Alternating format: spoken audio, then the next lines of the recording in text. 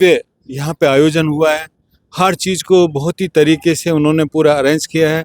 तो सबसे पहले तो मैं आयोजकों को धन्यवाद देना चाहता हूँ कि इतने दिन वो मेहनत कर रहे थे, उसका रिजल्ट अच्छा निकला और बहुत सारे लोग आए। आप सुबह से ही देख रहे हैं, हम लोग, मैं बीच में आया, लेकिन सुबह से देख रहे हैं कि बहुत सारे लोग आए। तो ये आयोजन सफल रहा और इसके लिए आयोजकों को धन्यवाद। और हमारी तरफ से जो महाराज जी हैं, देवाराम जी, उनको हमारी तरफ से चरण स्पर्श। ये समाज का बहुत बड़ा जो महोत्सव है, जिसमें समाज के हर कोने से, अभी मैंने देखा हरियाणा से भी एक महंत आए हुए हैं, तो हर कोने से लोग आ रहे हैं। और इस तरह की जो एक्टिविटी होती है उस समाज की एकता को बढ़ाती है। यहाँ फील होता है कि हम लोग भाई भाई हैं, कोई क्षेत्र नहीं है, कोई भाषा नहीं है, सब एक साथ बैठ के खाना खा रहे हैं, सब बात कर रहे हैं। तो इस तरह के आयोजन से एकता बढ़ेगी। इस तरह से आयोजन से हमारी जो आध्यात्मिक जो शक्ति है वो भी हमारी इंक्रीज होगी और एक दूसरे में विचार फैले। हम लोग, आप देख रहे हैं, DNT के लिए 1.5 साल से हम लोग आंदोलन कर रहे हैं। और पाली, जोधपुर, जयपुर और भीलवाड़ा के बाद जो बालराइमा आंदोलन हुआ, उसके बाद सरकार पे दबाव पड़ा और सरकार ने लास्ट में माना कि वह हम बातचीत करने के लिए तैयार है। बालराइमा में जो कन्फ्लिक्ट हुआ उससे हमारे लोगों पे डंडे पड़े, आंसू गैस के गोले हमने खाए, पत्थर खाए, लाठी खाई, तो सब कुछ हमने सहन किया हमारे समाज के लिए, हमारे युवाओं ने, हमारे बुजुर्गों ने। उसके बाद सरकार वार्ता के लिए आई। 5 तारीख को वार्ता हुई। हमने पूरा प्रेजेंटेशन दिया कि हमारा जो आरक्षण है वो 10% आरक्षण आयोग ने, DNK आयोग ने रिकमेंड किया, इदाते आयोग ने सब कोटा बोला, सुप्रीम कोर्ट ने बोला कि भाई इसका वर्गीकरण होना चाहिए। हर जगह कानून सम्मत है, संविधान सम्मत है। वही चीज़ हमने उनसे मांगी, वो एग्री हुए कि आपकी बात सही है। लेकिन उसके बाद जो घटनाक्रम हुआ उससे हमारा सरकार पे विश्वास उठ रहा है लगातार, क्योंकि उसके बाद उन्होंने हमारे 6 लोगों को गिरफ्तार किया और दमनकारी नीति उन्होंने अपनाई। हमने जो बाकी दूसरा जो विधानसभा घेराव किया था उस दिन भी 3-4 आदमी उठा लिए। 6 आदमी 18 दिन तक समाज के लिए जेल में रहे।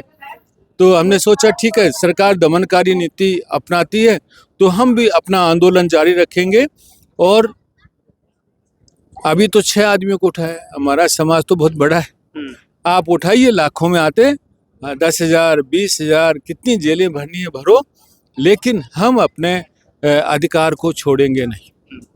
ये जेल भरो आंदोलन आप कर रहे हैं, तो काफी लोगों के मन में है कि जेल भरो आंदोलन कैसे करेंगे, ये मतलब लोगों के मन में भी ये सवाल है। हाँ, ये जेल भरो आंदोलन का हमने प्रारूप इस तरह से रखा है कि जैसलमेर से 11 तारीख को शुरू करेंगे और वहाँ सिंबॉलिक जेल भरो है। जेल भरो का मतलब हमारे में और जो दूसरी विपक्षी पार्टी में अंतर है। विपक्षी पार्टी में तो वो बस में बैठा के दूसरी जगह छोड़ देते हैं, लेकिन हमारे आंदोलन में ये संभावना है कि वो छोड़ेंगे नहीं, गिरफ्तार भी कर सकते हैं ताकि वो डरा सके। इसलिए हमने वो ध्यान में रखा है कि भाई पुलिस इस तरह की एक्टिविटी कर सकती है। इसलिए जो जिले में आंदोलन होगा उसमें जेल नहीं जाएंगे, सिंबॉलिक जेल है वहाँ पे। नंबर 2, जो लास्ट में जयपुर में जो हमारा आंदोलन होगा उसमें हम लोग, जयपुर तक समाधान नहीं होता है, करीब 1.5 महीने का हमारा पूरा प्रदेश में आंदोलन है, जयपुर तक समाधान नहीं होता है।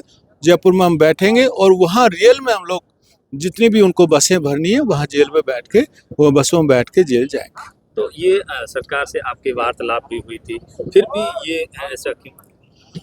सरकार की वादा खिलाफी। अरे भाई, विश्वास सरकार पे किया जाता है, सरकार विश्वास के लायक नहीं है।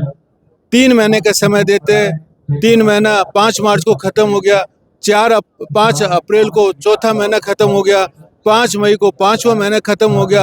आप कमिटमेंट देके लिखने के बाद भी लिखित में दिया हुआ है कि 3 महीने में वार्ता करेंगे, लेकिन 3 महीने में वार्ता नहीं हुई। इसलिए हमने सोचा कोई बात नहीं, सरकार ये सोच रही होगी कि भाई आंदोलन खत्म करवा दिया और ये लोग अभी आंदोलन करेंगे नहीं। सरकार को शायद पता नहीं है कि हमने तय किया है कि भाई जब तक हमारे अधिकार मिल जाते नहीं है तब तक हम पीछा छोड़ने वाले नहीं।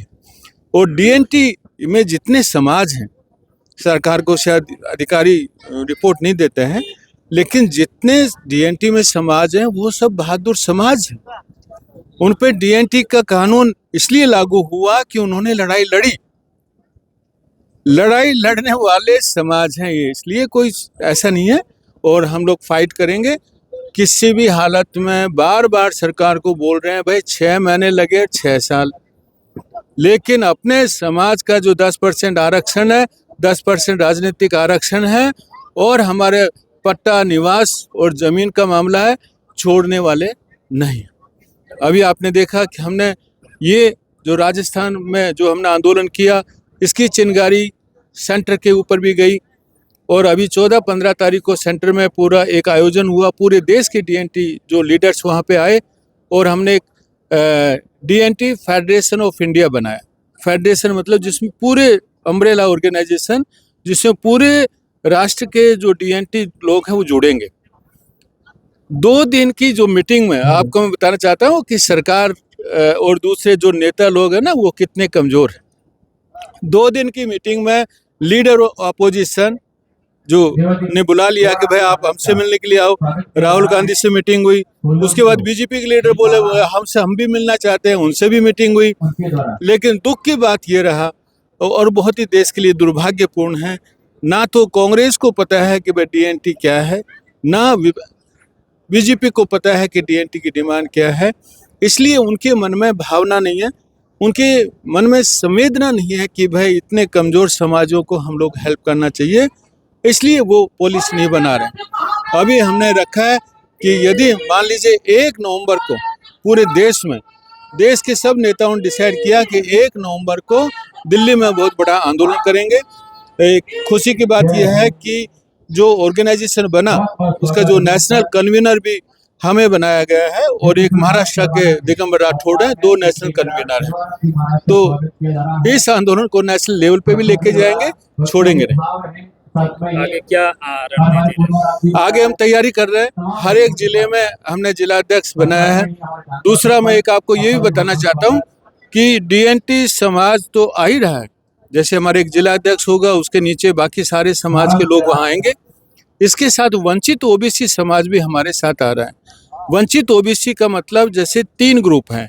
एक में डीएनटी आता है मोस्ट बैकवर्ड कास्टेज, सेकंड में आता है वोकेशनल ग्रुप जो कामगार ग्रुप है, दस्तकार ग्रुप है, जैसे कुम्हार, लोहार, खाती, ये सब ग्रुप उसमें आता है। उनको भी कुछ नहीं मिल रहा है, तो उन्होंने बैठक की, हमारे साथ प्रेस कॉन्फ्रेंस की। वो लोग भी आंदोलन में हमारे साथ आने वाले हैं। तो यदि आप समाज की दृष्टि से देखें तो करीब 100 से ज़्यादा समाज, ये खाली रबारी समाज का नहीं है, इसलिए मैं सीरियसनेस बताना चाह रहा हूँ। 100 से ज़्यादा समाज जेल भरो आंदोलन में आएंगे और ये राजस्थान का अब तक का सबसे बड़ा आंदोलन होगा। सबसे बड़ा आंदोलन इस बार दिखाएंगे कि आपका अन्याय चलेगा नहीं। 5-6 समाज सारा लूट के ले जाते हैं, उन्हीं के अधिकारी, उन्हीं के थानेदार, उन्हीं के एसडीएम, उन्हीं के डॉक्टर, उन्हीं के इंजीनियर। क्यों भाई? हम राजस्थान के वासी नहीं है, हमारे बच्चे नहीं है, हमारे बच्चे पढ़े लिखे हैं। ये झूठ बोल रहे हैं कि पढ़ाई नहीं है, ये नहीं है। हमारे बच्चे पढ़े लिखे हैं, लेकिन उनको अवसर नहीं मिलता है। इसलिए हमारे बच्चों के भविष्य के लिए, समाज के भविष्य के लिए यदि आज हमने लड़ाई नहीं लड़ी तो उन बच्चों का भविष्य खतरे में है। इसलिए हम लोग ये लड़ाई बिल्कुल लड़ेंगे और राजनीतिक लड़ाई इसलिए लड़ रहे हैं 10% आरक्षण कि वो डिसीजन मेकिंग, पॉलिसी मेकिंग वहाँ पे होगा। पॉलिसी मेकिंग जहाँ भी होता है हमारे आदमी नहीं होते, चाहे वो पशुपालकों के लिए कानून बना है, चाहे वो डीएनटी के लिए कानून बना है, वहाँ आदमी है ही नहीं उनको बताने वाला। दूसरे लोग हमारा भाग्य डिसाइड करते हैं, हम नहीं होने देंगे। इसलिए ये लंबी लड़ाई है, मैं भी जानता हूँ, लेकिन आज़ादी की लंबी लड़ाई थी, ये हमारे लिए आज़ादी की लड़ाई है। इसको हम लोग घर घर तक लेके जाएंगे। आज भी आपने देखा, हमने हमारे जो जितने भी जो हमारी टीम बनी हुई है, गांव-गांव जाकर के ये प्रचार कर रही है कि यदि हम लोग नहीं आए, 78 साल में हमें कुछ नहीं मिला है, आगे भी कुछ नहीं मिलने वाला है, क्योंकि सरकार में कोई भी चिंता नहीं है। चिंता यदि हमें अपना विकास करना है तो हमें लड़ना पड़ेगा। दूसरा कोई सोचे दूसरा हमें आरक्षण दे जाएगा, देने वाला नहीं।